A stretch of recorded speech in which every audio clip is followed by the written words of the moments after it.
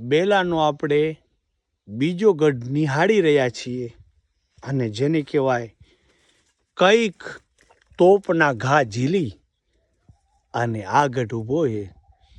એક નિશાન એક એની પાછળ બતાવું, એક આ નિશાન, એક આ નિશાન. જુઓ છો કે તોપ લાગેલી છે, પથ્થર જે છે એ અંદર જતા રહ્યા છે. કેટલી મારક ક્ષમતા હશે. અને એક આ ઘા, કેટલા ફાયરિંગો આ ગઢે ઝીલ્યા હશે, જુઓ છો. અને આગળ પણ નિશાનો છે તોપના, તો ત્યાં પણ.